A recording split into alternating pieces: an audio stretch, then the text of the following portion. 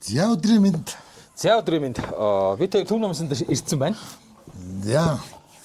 Төв номсонтой хамтран бэлтгэдэг он цагийн сонин сайхан булан маань та бүхэндээ хүрэхэд бэлэн боллоо. За одоо 2026 гадаа. Өнөөдөр чи 2026 оны 3 сарын 10. 3 сарын 10 тий? Тий, 3 сарын 11 шүү. 10. Тийм 10. Тийм 3 сарын 10 юм байна. За, энэ харин хэдэн он бэ? За, энэ 91 оны нийслэлийн сонин бичиг. За энэ спегэдх нь би гаач нийслэлийн сонин бичиг сонь юм уу? Тийм. За, 91 оны 1 сарын 17 гэж юм. Тийм 1 сарын 17-нд 91 он. Бас л хугацаа өнгөрчтэй. Тийм байна тий. Тийм байт. Ааха. Тийм. За ингээд хамгийн анхны нэг юу надад энэ нэг юу зурагтыг зугаацахын тулд зурагт үздэггүй гэсэн нэг юм нийтлэл байгаа байхгүй юу? За. Малахын уурхаан хэсгийн мастер гам болд гэж хүн бичсэн байжээ. Бичсэн юм байна. За.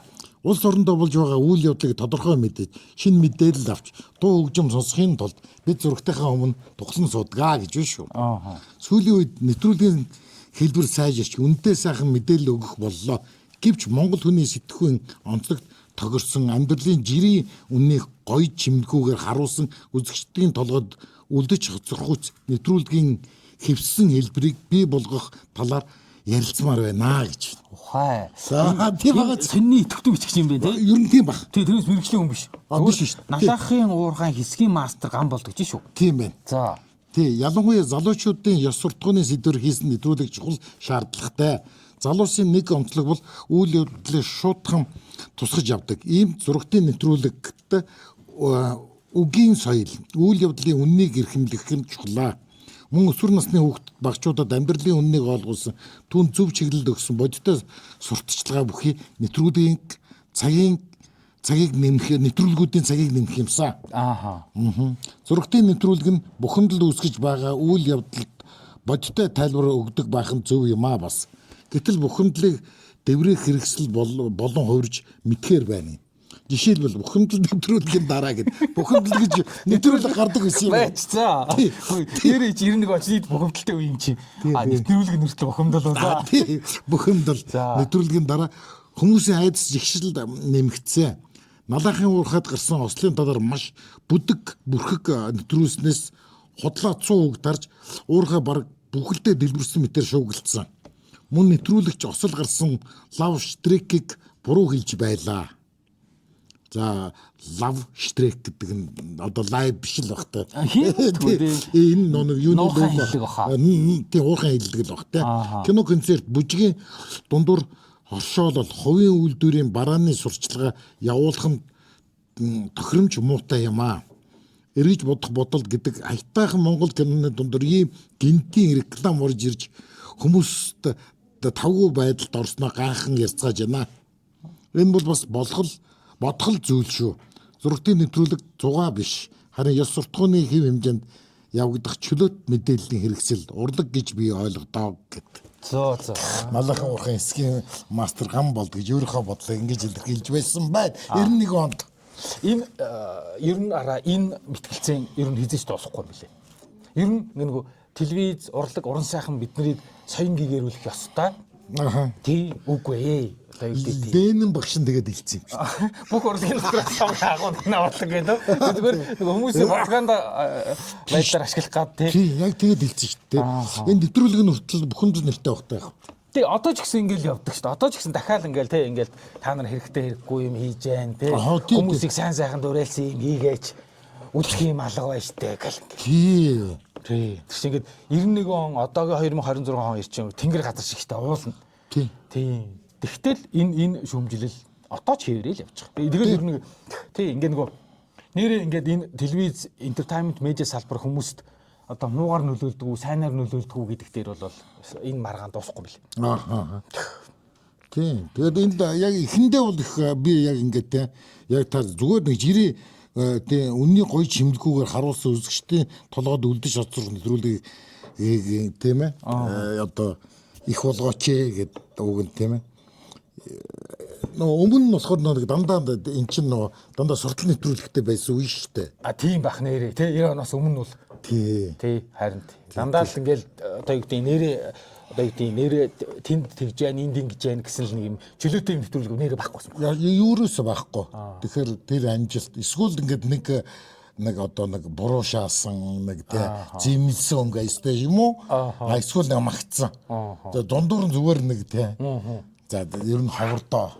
Юун дээр хиний Бадрууганга тухай дурсамж яадаг байхгүй юу? Юунаас нөгөө телевизэд найруулагч болчаад тэгээ аминдаа л ингээл нэг юм нөгөө залуу хүний нэг юм шинэлэг юм хийх гээд тэр нөгөө соёлын золж ургуулгаач илүү дурсамж бичсэн. Тэгээ авчаа ингээ нөгөө хавар ингээ эрүүл мэндийн ийм редакцад хаврын ядаргаанаас урьдчилан сэргийлээрэ гэдэг одоо ийм телевизэд нэвтрүүлэг хийх гэж байгаа ингээд авчиад спортын дугаартан дээр авчиад бокс нэг нокаунт ороод зөхиөлж байгаа болгоод тэгээд хавар бол чи ингэж ядрын шүү гэдээ авчиад хошигноод хийцэж алуулчихсан гэсэн.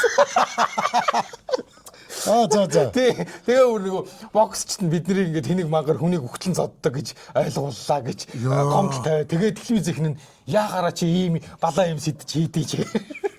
Тэр нь хүлээж авахгүй л тий. Юус хүлээж авахгүй бүр ингээд дараа нь хүлээж авахгүй тэр тоглосон гэдэг боксийн тамирчид нь авчиад зурганд орсон хүмүүс нь эргэж уурлаад батраа ухангаар чи биднийг ингэж муухайгаар хилээд тахтай яа тэгээд. Аминдаа тэр нэг юм эрүүл мэндийн уйдгартай хизээч хинч үздэггүй нэвтрүүлгийг сонирхолтой болгоход ингээд уран сайхан жолоо хийсэн. Ахалхаа шахсан гэсэн. Тэр шиг. Энэ юуг би айгуу сайн санд шин. Энэ нөгөө налахын уурхай ослыг үндэсний телевизээр ингээл нэг амар уйдгартай ай яваал.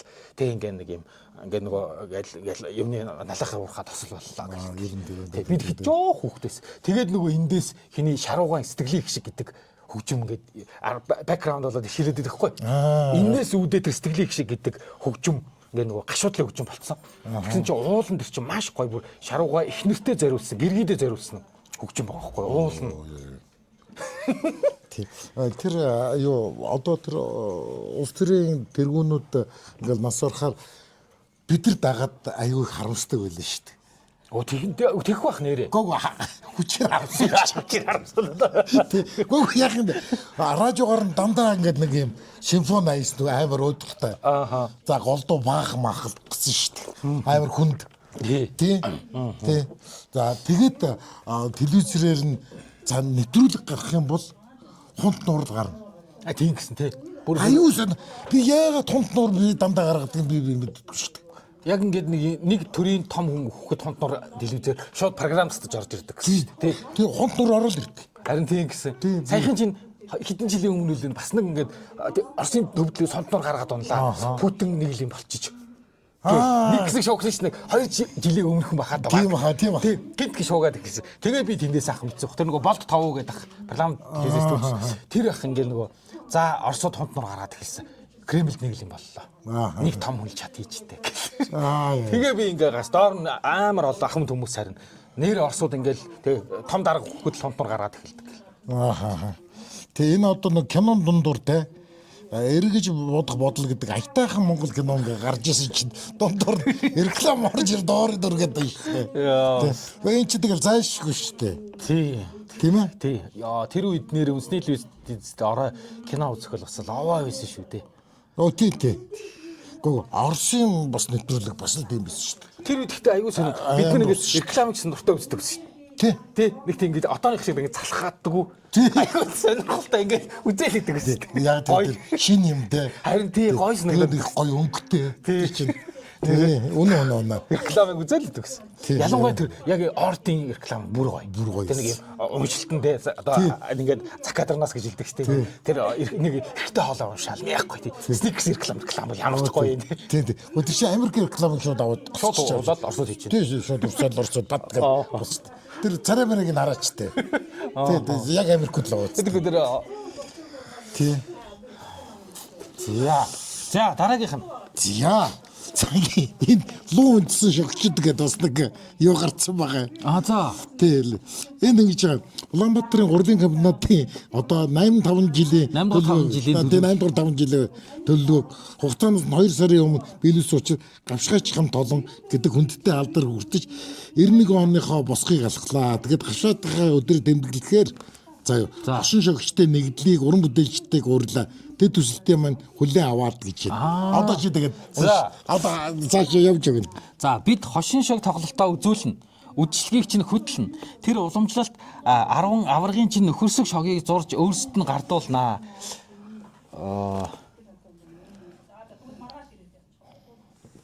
Нэг хүний цаг 30 минутын тоглолтоо үдшилэг болно. Тэдний хэлснээр манайх 1500 төгрөгийг шилжүүллээ. Тоглолтод жүжигчин Батсүх, Латиф, за галсан тогтох, цэрэн чимэг, пүрв одоо нөгөө симбэгоо тоглодог. Тэгээ муухай пүрвгаа гэж хэлдэг шүү дээ ард түмэн. За зураач Жандал, зохиолч Гармаа нар оролцоно гэж тохиролцов. Гэтэл тоглолтод жүжигчин галсан тогтох, Батсүх, цэрэн чимэг, зохиолч Гармаа нар ирж бусд нь ирсэнгүү. Шогчд маань төмнөө бодох сэтгэлээ гэж төрөвчөөд үргэх ухаанд гэгээрч байгаа нь тэр юм болов. Галсан тогтох голлож 40 минутын тоглолт үзүүлж өөр газар тоглолттой гэд явцгаалаа. Тэдний тоглолтын минут бүр нь 37 төгрөг 50 мөнгөний үн хүрв. Амар тоглолт тийм байна. Анх урилга заллага өгөлцөж авахдаа 7 тоглогч 2 цаг 30 минутын тоглолтын хөлсөнд 1500 төгрөг төлнө гэж тохиролцсон. Энэ тохиролцоогоор бол 1 минутанд 10 төгрөг төлж 40 минутанд 400 төгрөг өгөх ёстой. Ажилчин бид хийсэн ажилдаа тохируулан цалин хөлс, шагнал урамшуул авч сурсан зуршилтаа хөтлөгдөн энэ тооцоо гаргасан юм. Харин хошин шогчдын хүн инээлгэх өвдсийн үн цэнийг мөнгөөр тогтоож ид шидийг нь зоосны нүхээр харах гэсэн хэрэг биш гэдгийг болгооно биз. Хэрв шогчд өөрсдөө манай комбинатын ажилчин байсан бол тоглоно гिचгээ тоглоогүй хошин шогчдыг шоолж ийхүү зарлах бий. Зарлал эрхэм үндэт үзэгчтэй. Алиа шогчдын тоглолтыг үзэх гэсэн ажилчдын сонирхлын халуун нэмэх 40 хэм. Аргалаад өнгөрөөе гэж ботсон алиа шогчдын сэтгэлийн хүйтэн хасах 40 хэм боллоо. Хүсэл гэсэл хоёр тэнцэж тоглолт тэг боллоо.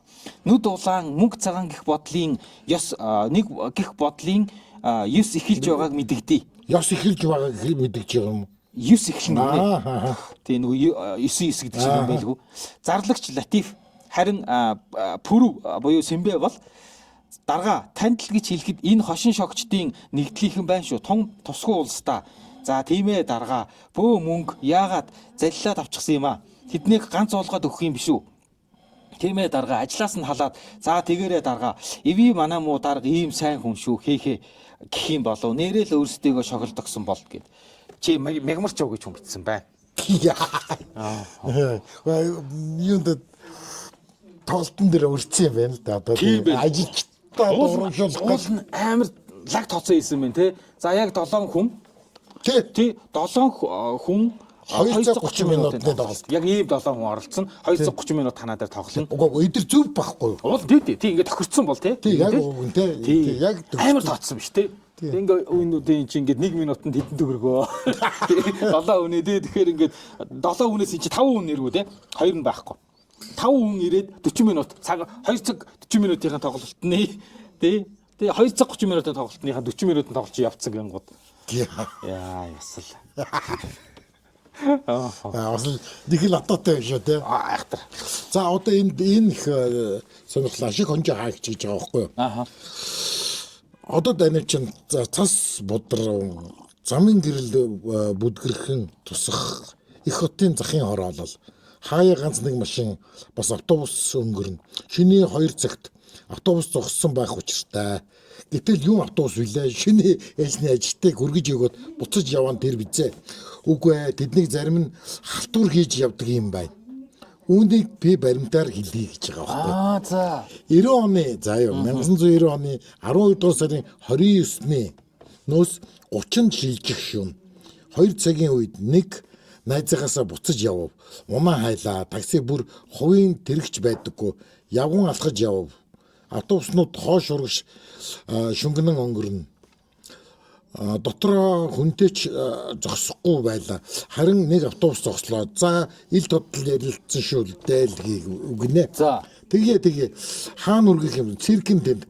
Тэгэд хэдэг өгөх юм гэсэн чинь наад зах нь 30 төгрөг арайчтай эн чин гэсэн чинь тэгвэл эндээ буучихдаа жолооч бид хоёрын хооронд ийм л яриа болсон шинжин алхаснаас хашраад жолоочийн хийснийг зөвшөөрөхөөс аргагүй боллоо гэд. Тэгээд хүнсний 28 дугаар дэлгүүрийн дэрэгдэх буудлаас улсын цэрэг хүртэл 30 төгрөг төлж хөргөөлөв. Миний суусан унаа такси биш, хувийнх биш, улсынх юм. нэг биш хоёр жолоочтой байсан. Надтай ярилцсан залуу хүнсний 50 дугаар дэлгүүрийн орчимд намайг буулгаад хөтлөгтөө жолоогоо шилжүүлж байсныг бодоход жинхэнэ жолооч чинь биш бололтой.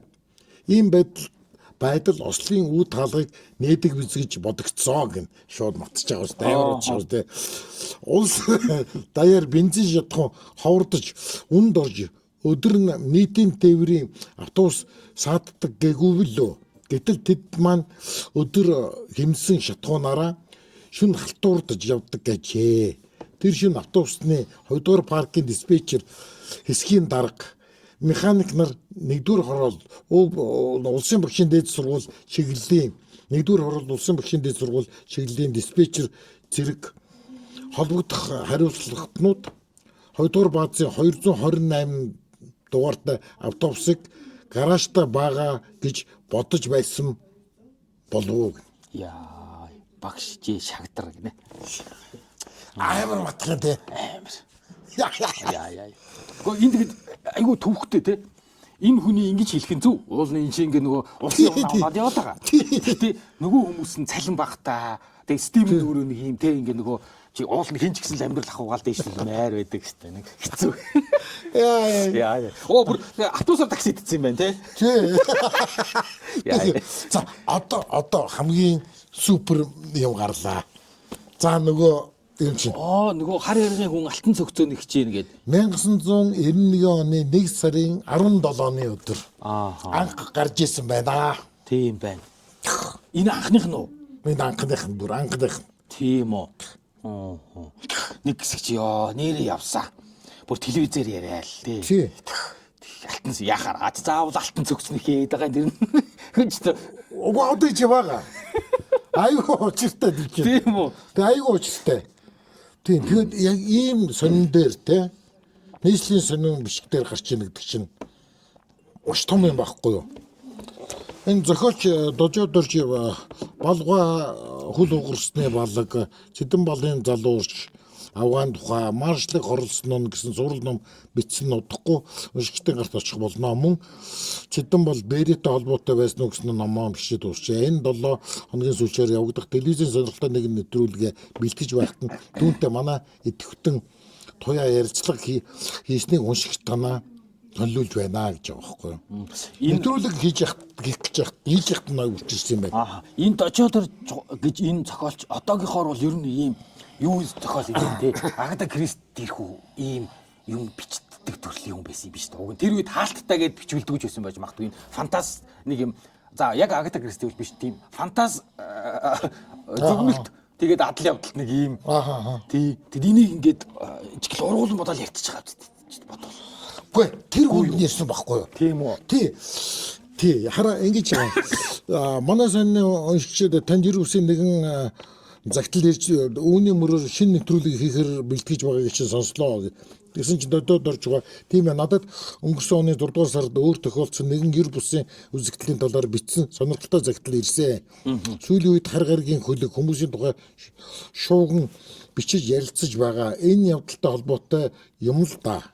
Хар гаргийн тухай бодит баримтууд олонтоо тохиолдож байна. Манайд ч юм уу ялгаагүй. Гэхдээ хар гаргийн хөлгийг үдсэн харсан гэдэг байсан бол одоо бүр хувь хүний аймнаас бүр бүх Монгол улсын хувь зайтай холбогдоод байгаа нь юм шүү дээ.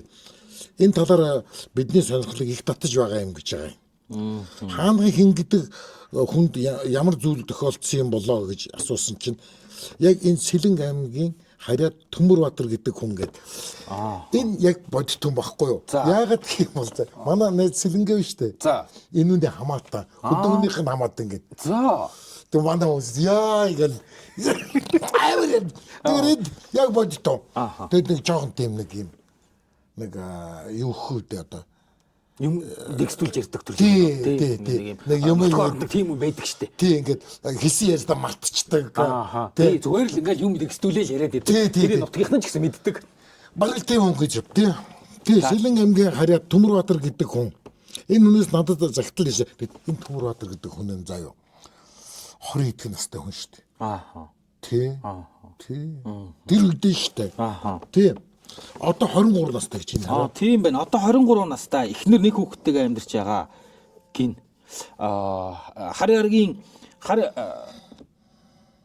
Хар гаргийн хүнтэй уулзсныхаа дараа хилгүү болчоод Улаанбаатар хотод имжлүүлэхээр ирээд байхад нь уулзсан. Бариачаар бариулж байсан. Хилгүү болсон үедээ надад загтал битсэн юм билээ. Хар гаргийн хүнтэй уулзсны дараа хилгүү болсон гэд байгаа. Алтан цогцөө хар гаргийн хүн нэхэд байгаа гэсэн энэ үнэн үү? Тийм ээ, энэ бол үнэн явдал. Алтан цогцыг хаанаас олсон юм бэ? Энэ залуу хөдөө морьтой давхиж явдал нэгэн юм морины дэлгэн дээр шаргалтан гялалзаж харагдаад байж нилээд өнгөрөөд юу юм бол гэд хартал алтан цогц хөвтөж байсан гин. Тэгээд буцаж түүнийг авсан гэдэг. Төмөрбаатарын амь насанд аюул учраад байгаа нь энэ үнэн үү гэсэн. Хар гаргийн хүн ирж уулзаад алтан цогцоо нэгсэн. Хэрвээ алтан цогцыг өгөхгүй бол жилийн дараа чи үхэн гин билээ. Үхэн гэсэн гин үлээ. Биенд нь өөрчлөлт гараад муудаад байна гэсэн үг гэсэн. Хар гаргийн хүн эхлээд цогцоо нэгсэн. Байхгүй гэдгийг хэлсэн. Алтан цогцыг заавал ол энэ удаа хөнгөн шийтгэе гэж хэлээд гараараа тогтол хилгүү болсон. Хамаг бие нарийнхан зураастай болчихсон. Зурагтын дэлгэцээр улаан өнгөтэй зурааснууд гарна. Бид саяхан 1-р сарын 5-нд уулзсан. Нөгөө зураас нь бүр тодроод цав цагаан өнгөтэй гялайгаад байгаа төдийгүй жирс гэж жирэлзээд хатгуулаад байгаа. Хоёр хөл нь өвдөд явж чадахгүй болсон. Зүрхэнд нь өөрчлөлт гарчээ. Өдөр арай гайгүй болдог. Санаа сэтгэлээр их унаад байгаа. Одоо байшинд сууж байна. Тэгээд хотод байгаа юм чинь намайг олохгүй байшинд орж ирэхгүй болов гэж боддог гэсэн. Хөдөө бол өөр гэсэн. Хөдөө байхдаа айдын болов гэсэн чинь гэртээ унтаж байтал нэг чимээ гарсны дараа тооноор гэрэл орж ирсэн юм. Юм мэддэгдээгүй. Харин шүн тоон дээр нь хоёр луу үргэлж байдаг. Шүнэн зүрд суугаад байдаг. Нүдээ ханьсан ч харагддаг гэж ярьсан. Алтан цогцоо чухам яасан бэ? Ямархуу цогцсон юм бэ гэсэн чинь. Эргэн тойрон гадуур амсраараа 12 жилийн дүрстэй. Дотор нь луу харагддаг. Тэр нь хөдөлдөг алтан цогц юм. Тэгээд өөрөөсөө худалдаж авсан хүнээ санахгүй байгаа юм. Хүргэн ахаасаа мөнгө гуйсан. Тэр нь өгөөгүй юм билээ. Цогцөө хотод ирээд зах дээр зарсан гээд байгаа юм. Ээж нь хүнээр мэргэлүүлсэн тэр алтан цогцыг 6000 км-ийн цаана байна гэж хэлсэн. Бид алтан цогцыг олохын тулд цацал нэгдлийн 27257, 27228, 27950 гэсэн утсаар зарлаж байгаа гинэ. Алж байгаа үз. Тэгэд ингээд би зуруулсан, мууруулсан. Яг ингээд амнаас нь ингээд хилээд ингээд. Ам зураг гаргасан. Тий, ам зураг гаргасан. Тийм. Тэгээд энэ бол айгүй тийм учир хөтөлөг хэрэг шиг. Айгүй яг айгүй тийм юу нуцтай битсэн байгаа үстэй. Харин тийм байна. Шоолсон өнгө айс майс бол энд байхгүй байгаа үстэй. Тий. Яг л үнэн болсон юм те. Тий. Яг тэр үед 91 онд ийм юм бичингүүд нэр хүн бол шууд. Тэгээд энэ үед тэгээд тодорхой хэмжээнд нөгөө нэг зарим хүмүүс бол энэ ямар ч боломжгүй ингээ нөгөө фантазм маягийн ийм цохол маягийн гэдэг юм идчихлээсэн хүмүүс дотроо их зал гэснээс биш. Тий. Гэхдээ ер нь олонхон зүгээр нөгөө итгэх гэхээсээ илүү айгүй сонирхол байсан баг.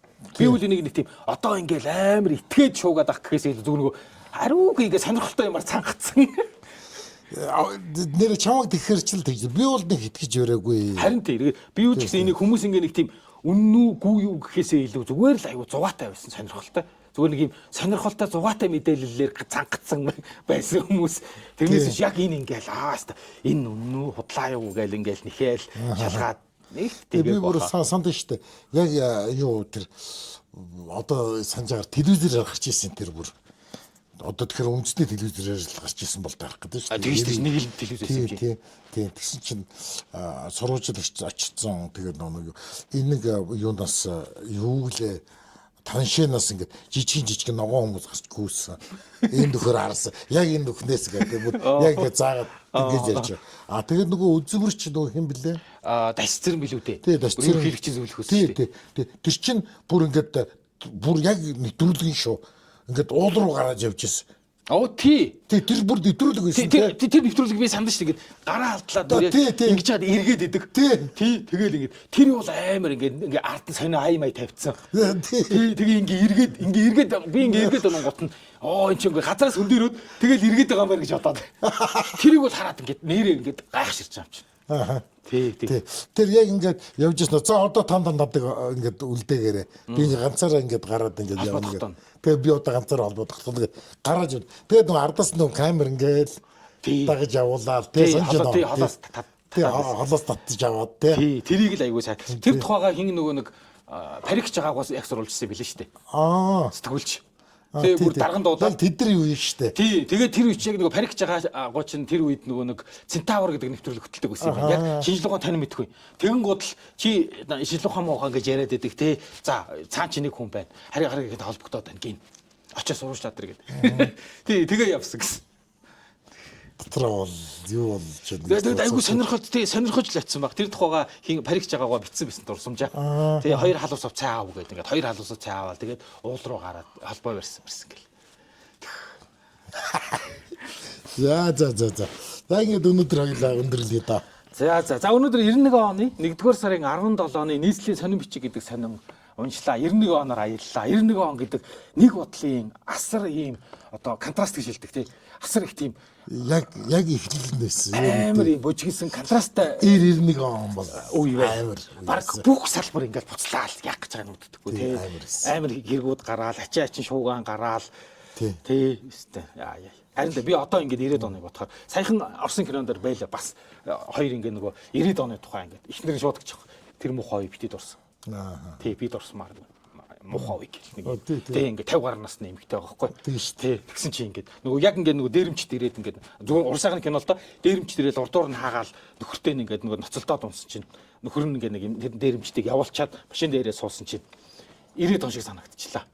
Тий, 90-ад оны муухай биш санагчлаа. Нэр 90-ад онд яг ингэдэг байсан тий. Хаанаас хин ирээд дээрэмчих нь мэддэхгүй.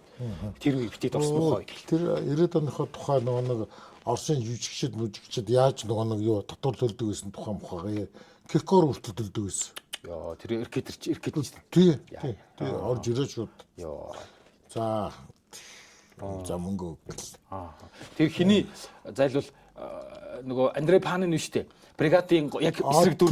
Тий нөгөө цагдаа байж байгаа тэгээд ингээд хамгийн сүүлд тий тэр Андре Панны сүүлдний нөгөө дурсамж төрлөг дээр бол бас л дахиад хүчээр гэмтэргийн ертөнцтэй айгүйх ингэж хүчээр холбогдуулаад тэгээ ер нь бол тэгээд айгүйх тэгж тэд нартай холбоотой байж байгаа. Тэгээд чи хүнтэй гэрлэлгүй гэж байгаа.